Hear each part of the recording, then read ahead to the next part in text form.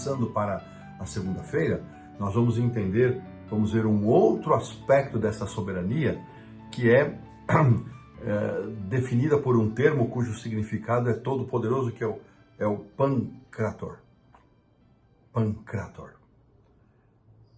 Nós vemos em vários textos das Escrituras Sagradas como o poder de Deus se manifesta. Ele se manifesta de várias maneiras. E a pergunta número 2 traz também alguns textos muito interessantes, em Apocalipse, Jeremias, Lucas, Mateus. E aqui o texto de Apocalipse 11, 17, talvez seja o mais emblemático, porque várias vezes no livro do Apocalipse, o Senhor é chamado de Todo-Poderoso, esse Pancrator.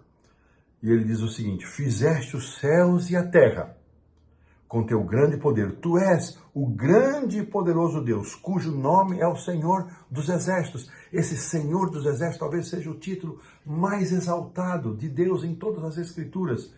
Aquele que define, que declara todo o seu poder.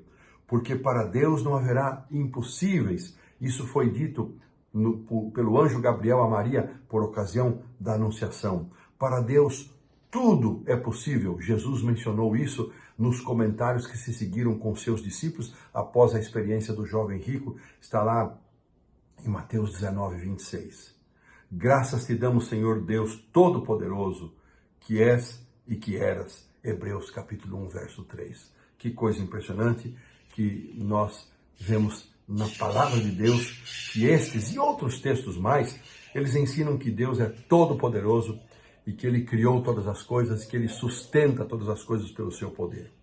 Agora, vem a questão. O fato de Deus ser todo-poderoso não é apenas afirmado em palavras, mas se manifesta em inúmeras situações. Então, nada deve nos fazer duvidar da soberania e do amor de Deus e de seu caráter todo-poderoso. No entanto, aí vem a questão, um contraponto. Dizer que Deus é todo-poderoso não significa que Ele possa fazer qualquer coisa. Não de poder. Não possa no sentido de poder. Ele pode, mas Deus não faz por conta de seu caráter moral, que leva em consideração o livre-arbítrio de suas criaturas. As Escrituras ensinam que existem coisas que o Senhor não pode fazer. Por exemplo, Ele de maneira nenhuma pode negar a si mesmo. Deus não pode mentir. É outra afirmação daquilo que Deus não pode fazer. A maioria dos cristãos, afirma o autor, aceita que Deus é onipotente, o que significa que nós cremos, e eu creio assim também, que Ele tem o poder para fazer tudo que não seja contraditório, tudo aquilo que não manche o seu caráter de amor e não manche o seu caráter moral de respeitar a liberdade de escolha dos indivíduos. E um exemplo disso é a oração de Cristo no Getsemane. Jesus orou: Pai, se possível, passa de mim este cálice. Deus poderia atender a oração do seu Filho amado? Poderia. Mas isso não estaria em harmonia com o plano de salvação, o plano da redenção. No entanto, a resposta de Deus para Jesus naquele momento foi o silêncio. O agir de Deus foi o seu não agir.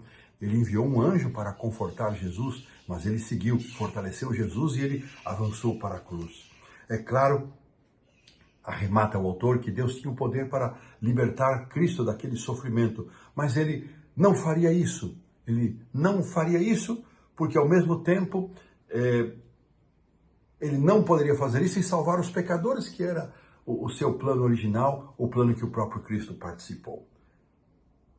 Tinha que ser um ou outro, não era possível fazer as duas coisas. Assim, Deus é soberano, Deus é todo-poderoso, mas isso não significa que Ele pode fazer todas as coisas quando levamos em conta o seu caráter moral, a harmonia com o seu caráter moral de levar em conta a liberdade de escolha, o livre-arbítrio dos indivíduos que nos caracteriza como seres morais semelhantes a Deus. E assim, desta maneira, nós reafirmamos a nossa compreensão da soberania de Deus, de que Deus é todo-poderoso e que isso não significa que Deus pode fazer todas as coisas e que tudo aquilo que Ele deseja acontece, porque Ele leva em conta a escolha das suas criaturas. E pomos assim um ponto final na lição da segunda-feira.